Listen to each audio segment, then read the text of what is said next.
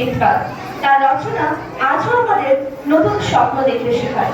Now I would like to call the students of nursery for the song ফুলে ফুলে। ফুলে